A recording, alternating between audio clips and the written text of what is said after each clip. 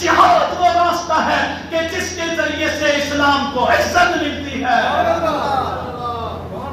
اس وقت کا مسلمان کا بچہ میدان جہاد میں جانے کے لیے تڑپتا تھا، آج میرا مسلمان پب جی کھیلنے کے لیے تڑپتا ہے۔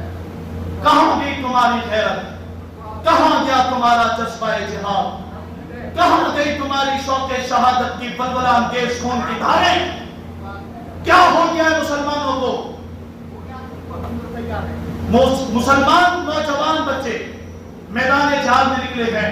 عبد الرحمن بن عوف کہتے ہیں کہ ایک میرے اس طرف کھڑا ہے، ایک میرے اس طرف کھڑا ہے۔ چچا ابو جہل کون ہے؟ عبد الرحمن بن عوف کہتے ہیں بیٹا تمہارا کیا کام ہے؟ وہ تو بڑا طاقتور ترین آدمی ہے، بڑی فوج کا سپہ سالار ہے، تم نے کیا کرنا ہے؟ کیا چچا سنا ہے کہ رسول اللہ صلی اللہ علیہ وسلم کو گالیاں دیتا ہے؟ آج ہم اس کا قصہ تمام کر کے چھوڑیں۔ 15 سال کی عمر ہے لوگوں، ذرا تصور کرو کہ آج ہمارا 15 سال کا بچہ کھیل کود میں زندگی گزار رہا ہے۔ اللهم صل على محمد في أوسط كلامنا اللهم صل على محمد في آخر كلامنا سبحانك لا علم لنا إلا ما علمتنا إنك أنت العليم الحكيم رب اشرح لي صدري ويسر لي أمري واحلل عقدة من لساني يفقهوا قولي اللهم انفعني بما علمتني وعلمني ما ينفعني وزدني علما۔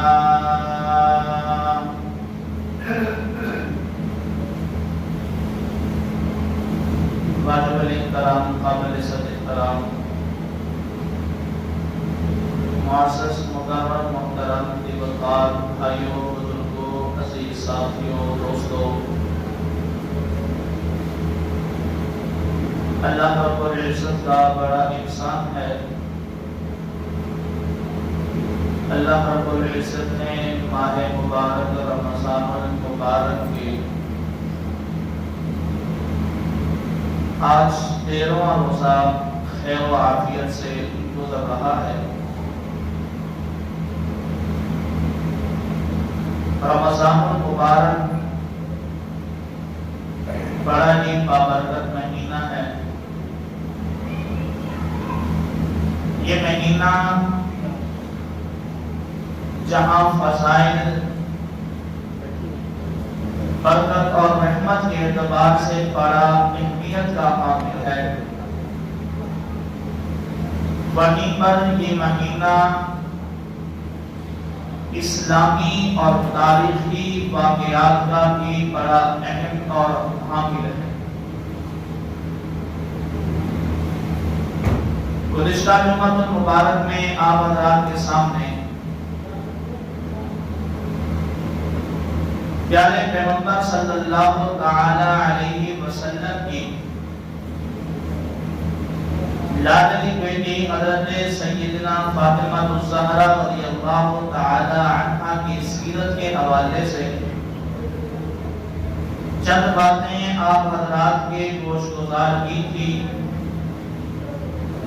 اور یہ بات بتائی تھی کہ الحمدللہ ثم الحمدللہ نبی کے صحابہ کو ماننے والے بھی ہم ہیں، نبی کی ازواج کو ماننے والے بھی ہم ہیں، نبی کی بنات کو تسلیم کرنے والے، ان کی شان، عظمت اور مقام کو ماننے والے بھی ہم ہیں، الحمدللہ۔ آج کے اس مختصر سے وقت میں بہت سارے واقعات سامنے ہیں، کیونکہ یہ دوسرا عشرہ رمضان المبارک کا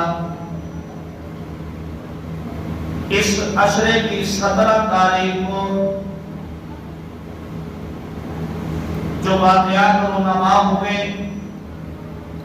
ان میں سے ایک واقعہ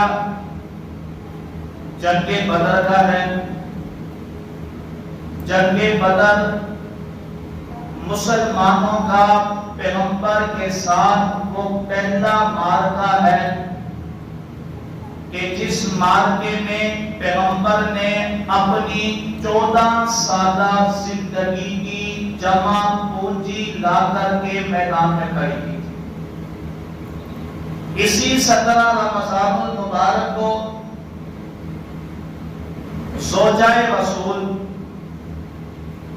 بنت ابو بکر صدیق سیدہ طیبہ طاہرہ حبیبہ حفیفہ محبوب کی الطیبہ حضرت سیدنا عائشہ رضی اللہ تعالی عنہا کی یوم وفات بھی ہے،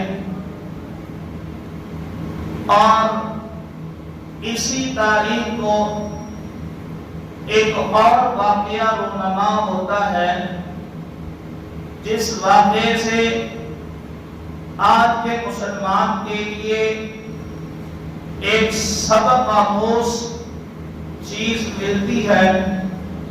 وہ واقعہ یہ ہے کہ رمضان المبارک کی 17 تاریخ کو ایک عورت کی پکار پر، ایک عورت کے خط لکھنے پر عرب کی سرزمین سے 18 سال کا نوجوان جسے دنیا محمد بن قاسم کے نام سے جانتی اور پہچانتی ہے، وہ عرب کے اس ریگستان اور پہاڑی علاقوں سے اٹھا، آپ کے سندھ کے دروازے پر آ کر کے دستک دی۔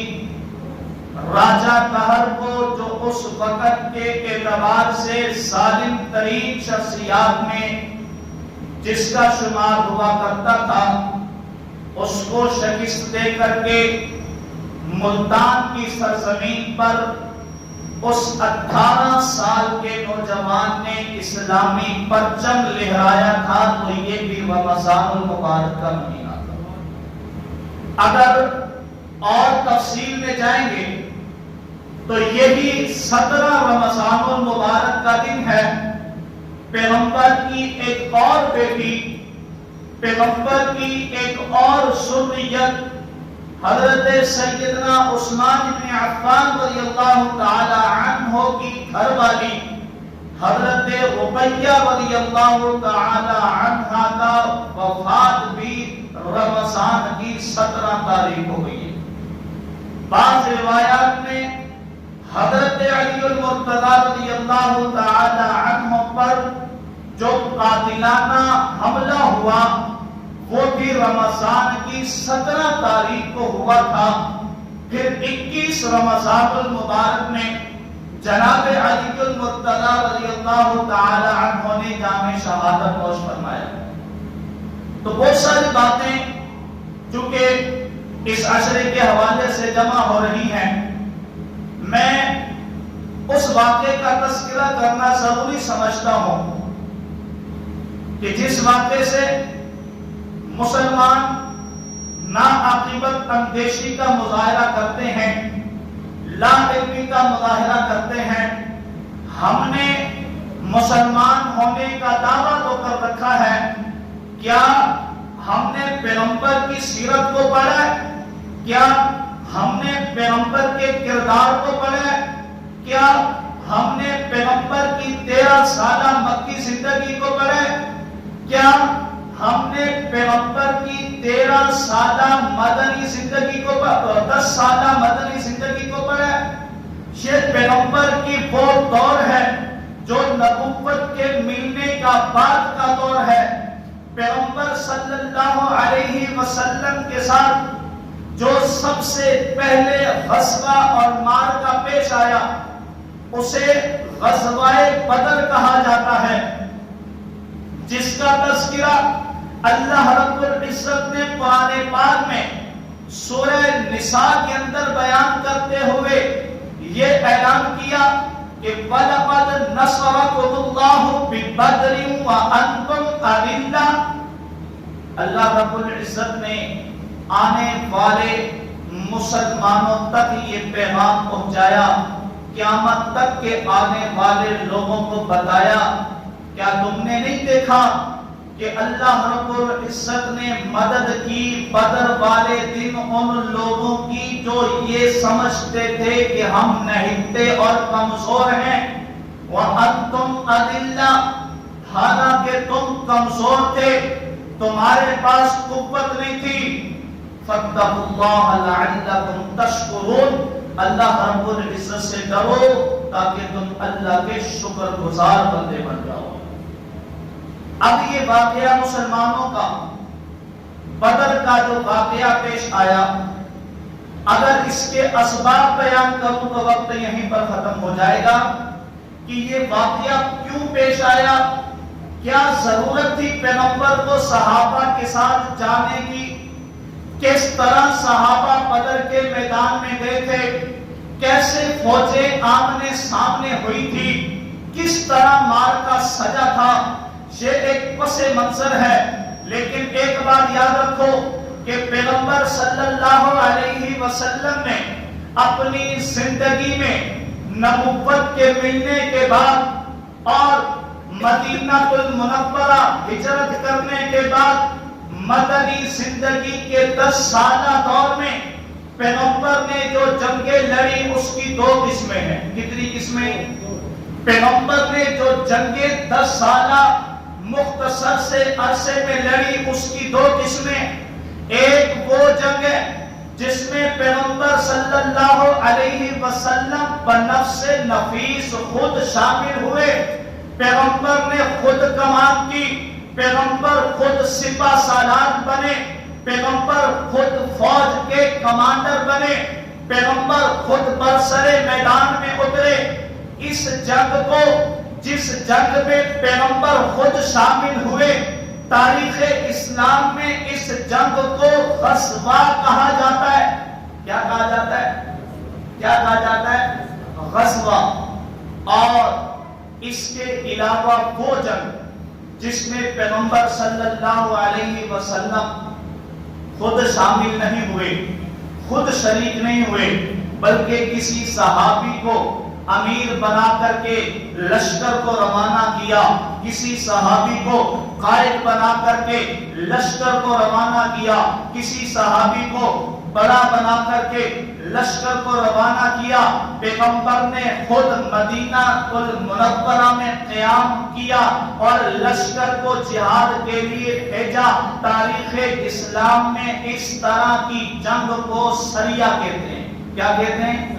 کیا کہتے ہیں؟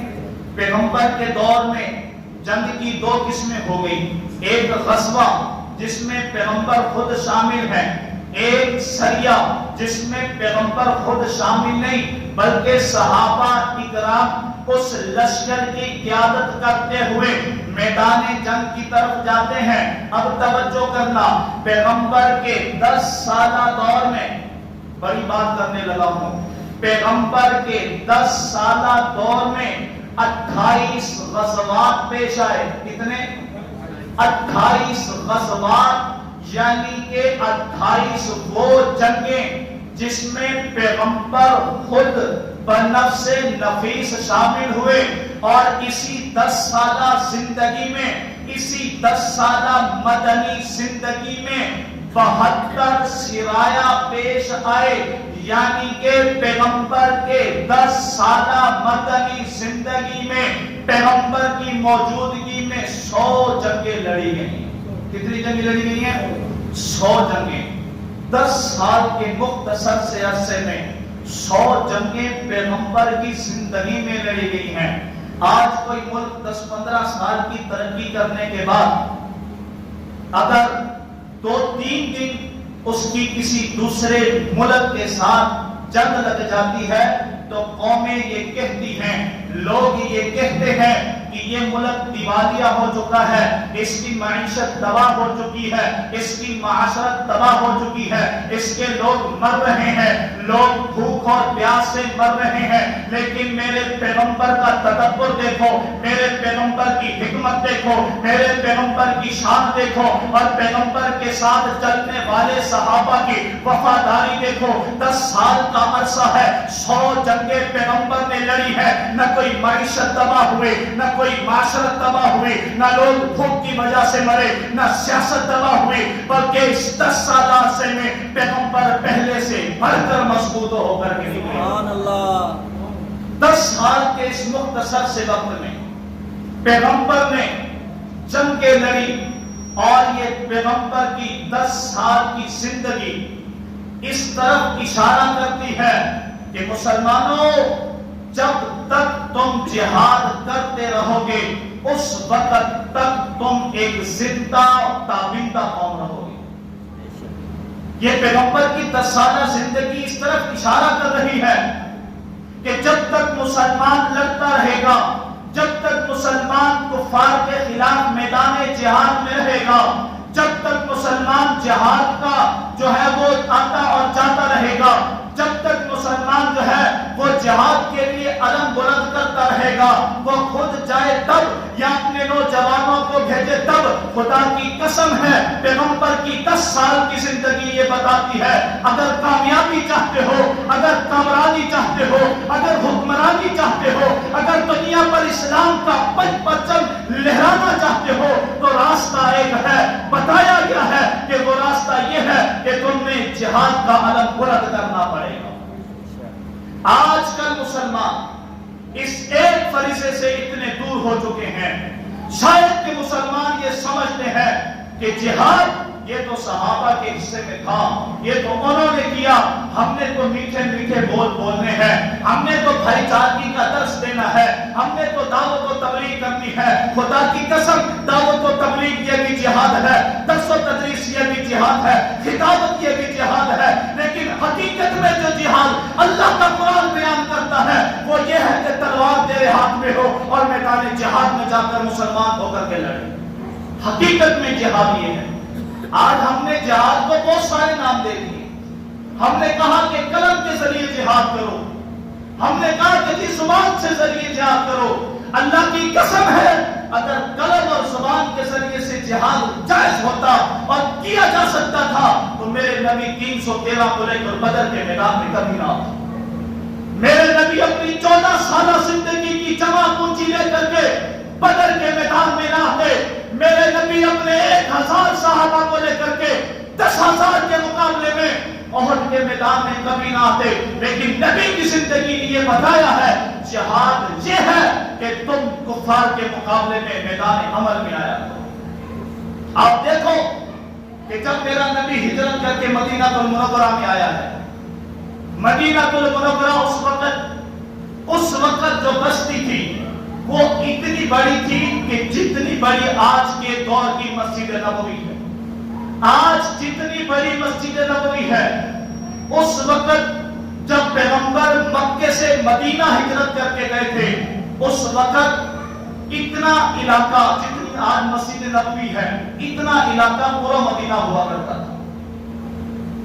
پیغمبر آئے اور مدینہ المنورہ میں جو یہودی وہ پیغمبر کے مخالف تھے، جو عیسائی وہ پیغمبر کے دشمن تھے، مدینہ کے منافق پیغمبر کے دشمن تھے، لیکن پیغمبر نے اس امت کو جہاد کا وہ عظیم فریضہ دیا، خود بھی اس پر عمل کیا، صحابہ کو بھی اس پر عمل کروایا، خود بھی اس جہاد میں شریک ہوتے رہے، صحابہ کو بھی اس جہاد میں شریک کرتے رہے، حتیٰ کہ بچوں کو شریک کیا، بوڑھوں کو شریک کیا، یہاں تک کہ عورتوں کو بھی شریک کیا۔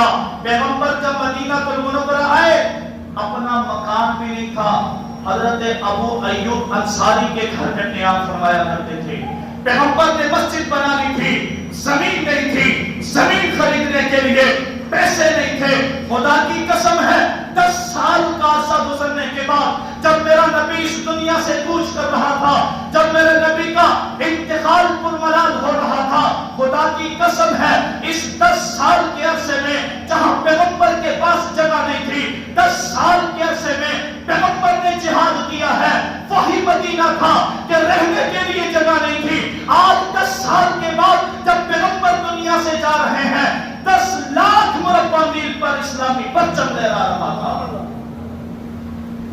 اتنے مختصر سے عرصے میں وہی مدینہ کہ جس مدینے میں میرے نبی کو رہنے کے لیے گھر میسر نہیں تھا، آج وہ مدینہ اسلامی ریاست کا مرکز بنا ہوا ہے۔ کبھی غور کیا ہے؟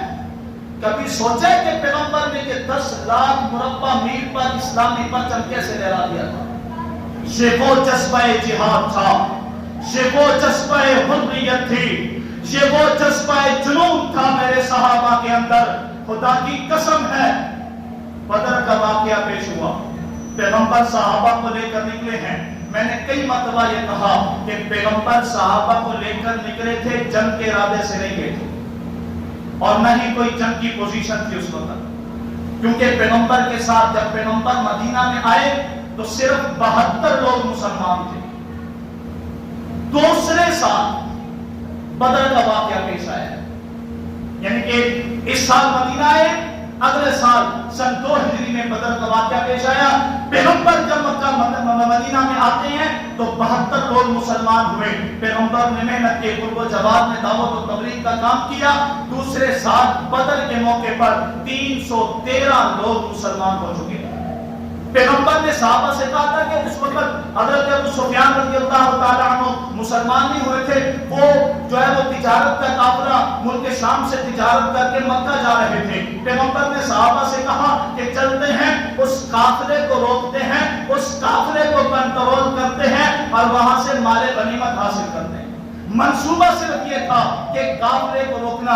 ابو سفیان نے خبر پہنچا دی مکہ میں، اور ابو جہل نے لشکر تیار کیا، 1000 کا لشکر تیار ہو کر کے مکہ المکرمہ سے نکل پڑا۔ ادھر سے ابو سفیان بھی بچتے بچاتے جو ہے وہ دریائی راستہ اختیار کرتے ہوئے، جو ساحلی پٹی اختیار کرتے ہوئے وہ بھی مکہ پہنچ گیا۔ ابو سفیان نے خبر بھجوا دی ابو جہل کو کہ جانے کی ضرورت نہیں ہے، ہم خیریت سے پہنچ چکے ہیں، ہمارا قافلہ محمد کی رینج سے کہیں دور تھا، اب جہاد، اب جنگ اور قتال نہیں ہوگی۔ ابو جہل چونکہ غرور میں متکبر آدمی تھا، غرور میں ڈوبا ہوا تھا، اور کہتے ہیں کہ جب دیگر کو موت آتی ہے تو وہ شہر کا رخ کرتا ہے۔ میں نے کہا جب ابو جہل کو موت نے ستایا تو اس نے نبی کے یاروں کی طرف رخ کیا تھا۔ اور آج بھی جب ابو جہل کی لڑی سے لڑی ملتے ہوئے، آج بھی ایک طبقہ جو ابو جہل کی نسل میں سے ہے، وہ بھی جب صحابہ اکرام کے خلاف بولتا ہے تو اس کو بھی جو ہے وہ جواب دینے والے صحابہ کے غلام نظر آتے ہیں۔ ابو جہل آ رہا ہے، ادھر سے پیغمبر نکلے، پیغمبر کو خبر پہنچ گئی کہ قافلہ جو ہے وہ نکل چکا ہے۔ اب جبرائیل آ گئے، وحی لے کر آ گئے، یا رسول اللہ 2 راستے ہیں، ایک راستہ تو یہ آپ جا کر کے ابو سفیان کا قافلہ کنٹرول کریں، مال غنیمت حاصل کریں، لیکن ایک راستہ یہ ہے کہ ابو جہل مکہ سے نکل چکا ہے، ابو جہل مکہ سے نکل چکا ہے، اس کا آپ کے ساتھ مقابلہ ہوگا، حق و باطل کا معرکہ ہوگا۔ اگر آپ چاہیں تو اس کے ساتھ لڑیں، اگر آپ چاہیں تو ابو سفیان کے قافلے کو کنٹرول میں لے کر کے اس سے مال غنیمت حاصل کریں۔ یا رسول اللہ آپ چاہیں تو ابو سفیان کے قافلے سے مال غنیمت کو حاصل کر سکتے ہیں۔ یا رسول اللہ آپ کو دولت تو مل سکتی ہے لیکن شہادت سے محروم ہو جائیں گے، آپ کو دولت تو مل سکتی ہے لیکن آپ عزت و عظمت سے محروم ہو جائیں گے، آپ کو دولت تو مل سکتی ہے لیکن آپ کی جو ہے وہ فتح کی راہیں کھلنا بند ہو جائیں گے۔ مرضی آپ کی ہے، پسند آپ کی ہے، آپ چاہیں تو ابو جہل کا مقابلہ کریں، آپ چاہیں تو ابو سفیان کے قافلے کو روک کر کے مال غنیمت حاصل کریں، فیصلہ آپ کا ہے، پسند آپ کی ہے۔ رسول اللہ صلی اللہ علیہ وسلم نے کہا ٹھہرو، میں اپنے یاروں کے ساتھ مشورہ تو کروں۔ وہ کیا کہتے ہیں، یہاں صرف پیغمبر کی پسند نہیں چلے گی، یہاں میرے یاروں کی پسند کو بھی دیکھا جائے گا۔ رسول اللہ صلی اللہ علیہ وسلم آئے، صحابہ اکرام کو بتایا کہ مسئلہ یہ ہے، اب یوں ہونا ہے، ابو جہل وہاں سے آ رہا ہے، ہماری کوئی جنگ کی پوزیشن نہیں تھی، ہم جنگ کے ارادے سے نہیں نکلے تھے، اب بتاؤ کہ یارو کیا کرنا ہے۔ اب صحابہ 313 بیٹھے ہوئے ہیں، پیغمبر نے خطبہ دیا، خطبہ دینے ہی کی دیر تھی ابو بکر کھڑے ہو گئے۔ ابو بکر تو ابو بکر ہے، ابو بکر ہے، ابو بکر کہتے ہی اسے ہے جو ہر کام میں پہل کر جائے۔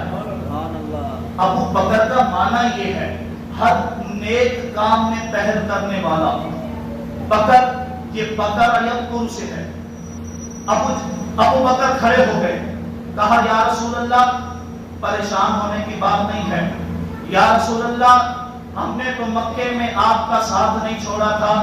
मैंने तसव्वुरात की दुनिया में अपने विजदान में कहा, मैंने कहा अबू बकर ने कहा होगा या रसूल अल्लाह, यहाँ तो बदर का मैदान है, यहाँ तो मदीना मुनव्वरा है, यहाँ तो 313 है, यहाँ तो जम्मे गफीर है, यहाँ तो हमारे पास कुछ ना कुछ असलहा है, यहाँ हमारे पास अफरादी कुव्वत है। या रसूल अल्लाह, मैं तो वो अबू बकर हूँ जो मक्के के मैदानों में, जो मक्के की गलियों में, जो मक्के के पहाड़ों में कभी तेरा साथ नहीं छोड़ता था। जो जख्म तुझे आया वो जख्म अबू बकर को आया, जो तकलीफ तुझे आई वो तकलीफ अबू बकर को आई, जो परेशानी तुझे आई वो परेशानी अबू बकर को आई, जो रंजो अलम तुझे पहुंचा वो रंजो अलम अबू बकर को पहुंचा। या रसूल अल्लाह, अबू बकर तो वो है कि मक्के के अंदर सरदारों के घरों के अंदर, सरदारों के मौजूदगी के अंदर अबू जहल के होते हुए वहां कभी अबू बकर ने आपका साथ नहीं छोड़ा, तो बदर में भी अबू बकर आपका साथ नहीं छोड़ सकता। सुभान अल्लाह। अल्लाह के रसूल ने कहा अबू बकर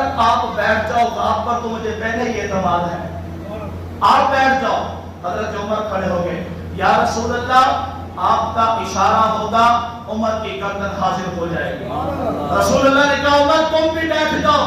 हज़रत मिक़दाद रज़ियल्लाहु ताला अन्हु खड़े हो गए, कहा या रसूल अल्लाह, घबराने की बात नहीं है, हम वो लोग नहीं है जो कौमे मूसा की तरह हैं। फज़हब अंता व रब्बुका फक़ातिला इन्ना हाहुना क़ाइदुन, मूसा तुम जाओ, तुम्हारा रब जाए, जाकर के बनी उमैया के साथ जंग करो, हम नहीं जाते।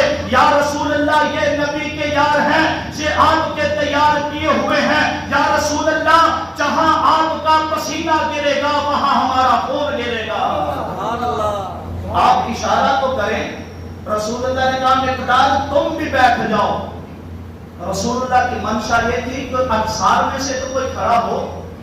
अंसार के जज्बात रसूलुल्लाह देखने चाहते थे। रसूलुल्लाह ये चाहते थे कि ये जो अंसार जो मुझे काफिरों की सूरत में मक्के में मिलने आते थे, जिन्होंने मुझे मक्के से मदीने बुलाया था, खुतूत भी लिखे थे, मैं आज इनका जज्बा जिहाद और जज्बा हुर्रियत भी देखना चाहता हूँ।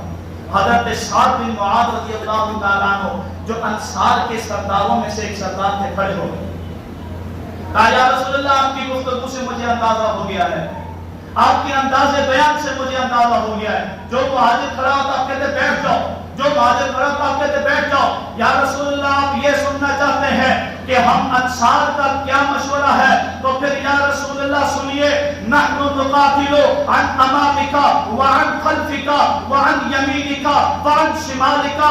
या रसूलल्लाह, हम वो अंसार हैं, हम आगे से भी लड़ेंगे, हम पीछे से भी लड़ेंगे, हम आपके दाईं जानिब से भी लड़ेंगे, हम बाईं जानिब से भी लड़ेंगे। या रसूलल्लाह, इतना लड़ेंगे, या रसूलल्लाह, इतना लड़ेंगे, हमारी गर्दनें कट चुकी होंगी, हमारी जिस्म की बोटियां हो चुकी होंगी, हमारी जिस्म के टुकड़े टुकड़े हो चुके होंगे, बच्चे यतीम हो जाएंगे, बेटियां बेवा हो जाएंगी। या रसूलल्लाह, सब कुछ बर्दाश्त कर जाएंगे, मोहम्मद की इज्जत पे आ जाने कभी नहीं देंगे।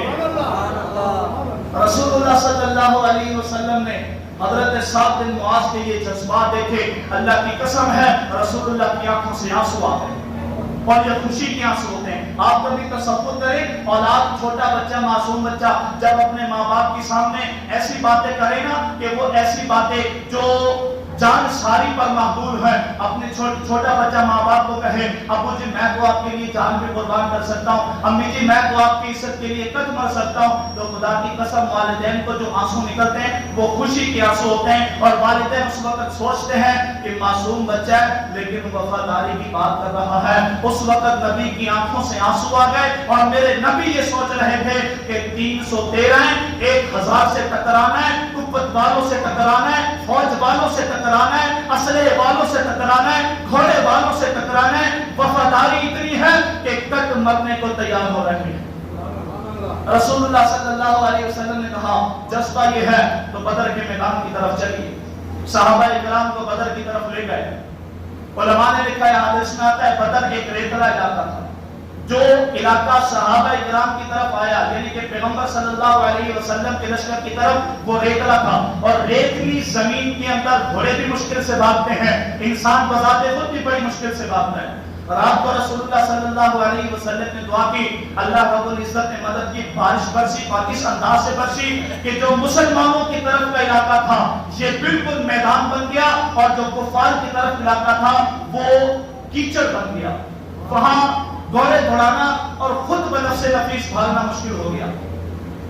اگلے دن صفیں لگ رہی، ابو جہل اپنی صفیں درست کر رہا ہے، رسول اللہ صلی اللہ علیہ وسلم کے ہاتھ میں چھڑی، رسول اللہ صلی اللہ علیہ وسلم صفیں درست کر رہے ہیں، صفیں درست کرتے کرتے حضرت عکاشہ رضی اللہ تعالیٰ عنہ سب سے تھوڑا سا آگے کھڑے تھے، رسول اللہ نے چھڑی ماری، ان کے پیٹ پر لگی اور وہ پیٹ ان کا ننگا تھا، اس لیے ننگا نہیں تھا کہ پیٹ بڑا تھا، اس لیے ننگا تھا کہ صحابہ کی غربت کا یہ عالم تھا کہ ابو عکاشہ کے جسم پہ کرتا نہیں تھا، صرف تہ بند باندھی ہوئی تھی، سر ننگا تھا، رمضان کا مہینہ تھا، دھوپ تھی، گرمی تھی، عرب کے پہاڑوں کی گرمی تھی، روزے کی حالت تھی، جمعے کا دن تھا، جسم پر کپڑا نہیں تھا، پاؤں میں چپل نہیں تھی، ابو عکاشہ میدان جہاد میں کفار سے ٹکرانے کے لیے کھڑا ہوا ہے۔ اور میں آپ کو بتا دوں یہ 313 ان کے پاس صرف 6 تلواریں تھیں، 6 تلواریں، 313 کے پاس 6 تلواریں، 2 گھوڑے، 70 اونٹ، 8 زر ہیں، یہ اسلحہ تھا مسلمانوں کے پاس، یہ اسلحہ تھا۔ اور صحابہ اکرام کی یہ کیفیت تھی کہ کسی کی پاؤں میں ایک چپل ہے وہ ایک پاؤں دوسرے پاؤں پہ رکھ کر کے کھڑا ہوا ہے، کسی کی یہ کیفیت تھی کہ جسم پر پہننے کے لیے کپڑا نہیں ہے، کرتا نہیں ہے، کسی کی یہ کیفیت تھی کہ سر پہ باندھنے کے لیے امامہ نہیں ہے۔ 6 تلواریں تقسیم ہو گئیں، باقی صحابہ اکرام کے ہاتھ میں صرف چھڑیاں تھیں، صرف چھڑیاں تھیں۔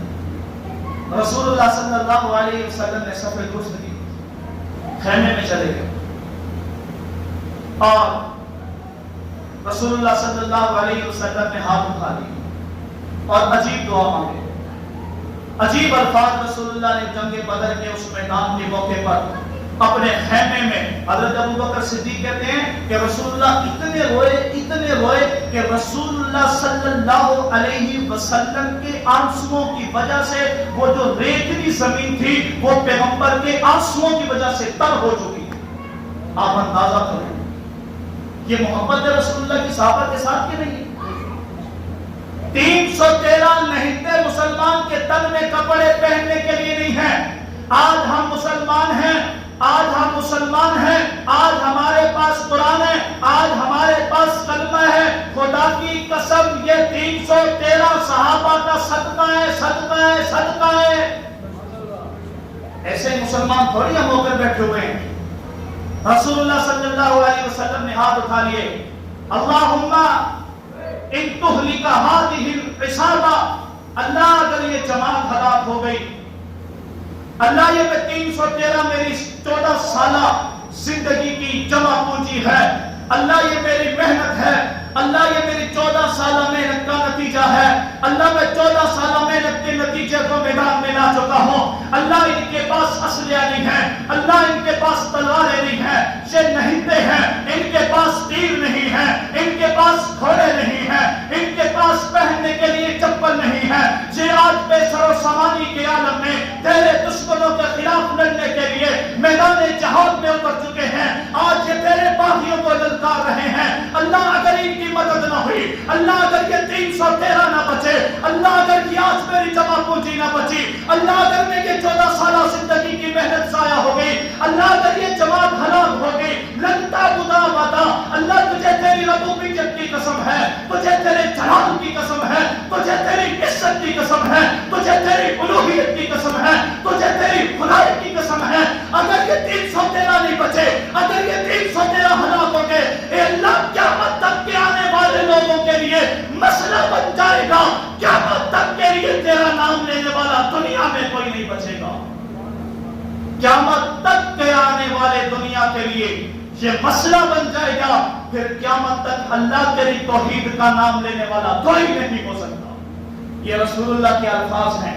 رسول اللہ نے کہا کہ یا اللہ اگر یہ صحابہ نہیں بچے تو دین بچ سکتا؟ بولو بولو بولو. رسول اللہ نے یہی کہا نا کہ اگر یہ صحابہ 313 نہیں رہے تو دین، توحید، رسالت، نبوت، قرآن، کلمہ، روزہ، نماز، زکات، دین کا کوئی رکن باقی. رسول اللہ نے یہی کہا تھا. حق نواز نے کیا کہا؟ حق نواز نے بھی یہی کہا تھا نا کہ اگر صحابہ نہیں رہے تو دین، اگر صحابہ نہیں رہے تو دین، اگر صحابہ نہیں رہے تو دین. پھر حق نواز دہشت گرد کیسے؟ پھر عیسیٰ دہشت گرد کیسے؟ پھر ضیاء مان دہشت گرد کیسے؟ پھر اعظم طارق دہشت گرد کیسے؟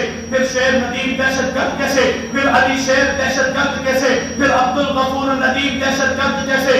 یہ بھی تو یہی کہتے تھے اگر صحابہ نہیں بچے تو دین نہیں بچے گا، صحابہ نہیں بچے تو قرآن نہیں بچے گا، صحابہ نہ بچے تو کلمہ نہیں بچے گا، صحابہ نہ بچے تو نماز نہیں بچے گی، صحابہ نہیں بچے تو روزہ نہیں بچے گا، صحابہ نہیں بچے تو قرآن نہیں بچے گا، صحابہ نہ بچے تو ایمان نہیں بچے گا، صحابہ نہ بچے ایمان نہیں بچے گا. یہ بھی تو یہی کہتے تھے اگر صحابہ کو دین سے نکال دیا جائے تو دین ختم ہو جائے گا. یہی کہا تھا کہ کچھ اور کہا تھا؟ یہی کہا تھا نا. پھر ان کو دہشت گرد کہتے ہو، رسول اللہ کو امن پسند کہتے ہو، تو پتا چلا حق نواز نے وہی جملے کہے تھے جو بدر کے میدان میں رسول اللہ نے کہے. کہتے کہ نہیں کہتے؟ جنگیں صفے تیار ہیں، وقت مختصر ہے، انشاءاللہ العزیز بقیہ اگلے جمعے میں مختصر کروں گا. یہ وہ پہلا مارکا ہے. مقصود لبے لباب اس بات کا یہ ہے کہ دو کم سن بچے بھی اس میدان میں آئے ہیں. 15 سال کی عمر ہے، دوسرے کی 15 سال سے کم ہے. ایک کو قبول کر لیا، 15 سال والے کو قبول کر لیا. یہی جنگ بدر ہے. چھوٹا تھا، پاؤں کے پنجوں پر کھڑا ہو گیا. یا رسول اللہ میں بھی تو بڑا ہوں، میں طاقتور ہوں، میں قوت والا ہوں، میں اپنے بڑے بھائی کو ہرا سکتا ہوں، ذرا کشتی تو کروا دو. رسول اللہ مسکرا پڑے. رسول اللہ کا اچھا کشتی کرواتے ہیں. دو معصوم بچے جو 15 سال کی عمر کو پہنچے ہیں، جذبہ جہاد ہے، جذبہ حریت ہے. اور اس وقت کا مسلمان بچہ جہاد کے لیے تڑپتا تھا. آج کا مسلمان کرکٹ کا پلیئر بنا ہوا ہے، آج کا مسلمان ہاکی کا چیمپئن بنا ہوا ہے، آج کا مسلمان پبجی پلیئر بن گیا ہے، آج کا مسلمان سوشل میڈیا ایکٹیو ہو گیا ہے، آج کا مسلمان یوٹیوبر بن گیا ہے. خدا کی قسم اگر آج کے مسلمان کے نوجوان میں بھی جذبہ جہاد ہوتا، جذبہ حریت ہوتا تو کشمیر میں مسلمانوں کے ٹکڑے نہ ہوتے، فلسطین میں بکھرے ہوئے لاشیں نہ ہوتے، عراق میں مسلمان خون میں نہ نہاتے، فلسطین کی سرزمین اس وقت کفار کے قبضے میں نہ ہوتی. اگر آج کا مسلمان جذبہ جہاد سے سرشار ہوتا تو یہ کشمیر بھی آزاد ہوتا، فلسطین بھی آزاد ہوتا، شام بھی آزاد ہوتا، عراق بھی آزاد ہوتا. اس وقت کے مسلمانوں نے کفار کے سامنے لڑ کر جہاد وہ راستہ ہے کہ جس کے ذریعے سے اسلام کو عزت ملتی ہے. اس وقت کا مسلمان کا بچہ میدان جہاد میں جانے کے لیے تڑپتا تھا. آج میرا مسلمان پبجی کھیلنے کے لیے تڑپتا ہے. کہاں گئی تمہاری خیرت؟ کہاں گیا تمہارا جذبہ جہاد؟ کہاں گئی تمہاری شوق شہادت کی بلبلہ انگیز خون کی دھاریں؟ کیا ہو گیا ہے مسلمانوں کو؟ مسلمان نوجوان بچے میدان جہاد میں نکلے ہیں. عبد الرحمن بن عوف کہتے ہیں کہ ایک میرے اس طرف کھڑا ہے، ایک میرے اس طرف کھڑا ہے. چچا ابو جہل کون ہے؟ عبد الرحمن بن عوف کہتے ہیں بیٹا تمہارا کیا کام ہے؟ وہ تو بڑا طاقتور ترین آدمی ہے، بڑی فوج کا سپہ سالار ہے، تم نے کیا کرنا ہے؟ چچا سنا ہے کہ رسول اللہ صلی اللہ علیہ وسلم کو گالیاں دیتا ہے. آج ہم اس کا قصہ تمام کر کے چھوڑیں. 15 سال کی عمر ہے. لوگوں ذرا تصور کرو کہ آج ہمارا 15 سال کا بچہ کھیل کود میں زندگی گزار رہا ہے، وہ بھی 15 سال کی عمر ہے. عبد الرحمن بن عوف کہتے ہیں میں نے دیکھا کہ وہ جہل سے دوست کر رہا ہے. میں نے کہا بچہ وہ جو گھوڑے پر بیٹھا ہے نا، گھوڑے والا، یہ جو گھوڑے والا ہے یہ ابو جہل ہے. یہ گھوڑے والا ابو جہل کی نسل میں یہ گھوڑے والا یہ ابو جہل ہے، گھوڑے والا. بچوں نے دیکھا عبد الرحمن بن عوف کہتے ہیں بس میرے یہ کہنے کی دیر تھی وہ بچے ایسے صفوں سے نکلے جیسے تیر کمان سے نکلتا ہے. ایک نے جا کے گھوڑے پر سر ماری, دوسرے نے جا کے ابو جہل پر وار کیا. قسم خدا کی دو معصوم بچوں نے ابو جہل کا سر قلم کر دیا. سبحان اللہ. یہ تھا جذبہ جہاد کے اندر. اور اس وقت ابو جہل گھوڑے سے گرا. آج تک وہ گھوڑے پہ نہیں بیٹھا ہے. آج تک وہ گھوڑے پہ وہ بیٹھے گا بھی نہیں. آگے سے پیچھے سے نیچے سے آگے سے نیچے سے گزرتا رہے گا, چومے کا کرے گا, لیکن اوپر سوار نہیں ہوگا. میں نے کہا کیوں نہیں ہوتا؟ کہا کہ بدر کے میدان میں چھوٹے قد والوں نے ضرب ماری تھی تو جنگ کے میدان میں چھوٹے قد والے نے ضرب ماری. اس وقت کی ضرب لگی ہمیں نہیں بھولی تو جنگ والے نے مار دی, یہ نہیں بھولی تو اب کراچی والا فاروقی کھڑا ہو گیا ہے, وہ ضرب پہ ضرب ضرب پہ ضرب مارے جا رہا ہے. اللہ رب العزت ہمارے نوجوان مسلمان کو سمجھ عطا فرمائے. اور مسلمانوں ایک حدیث کا مفہوم بیان کرو آخری بات. رسول اللہ صلی اللہ علیہ وسلم نے فرمایا کہ جو بندہ ایسے ہی مر گیا, نہ اس کے اندر کبھی جہاد کا شوق پیدا ہوا, نہ کبھی اس نے جہاد کیا, نہ کبھی جہاد کیا, نہ کبھی جہاد کا شوق پیدا ہوا, اگر وہ بندہ مر گیا تو وہ منافقت کی موت سے مرے گا, منافق ہو کے مرے گا. یہ یاد رکھنا. ہم جہاد کر نہیں سکتے ہو تو خدا کی قسم ایک دل پہ جذبہ رکھو, کوشش کرو, اسباب پیدا کرو. اللہ رب العزت عمل کی توفیق عطا فرمائے. وقت آپ کا زیادہ لگ گیا ہے. اللہ رب العزت آپ کا کہنا قبول فرمائے. وما علینا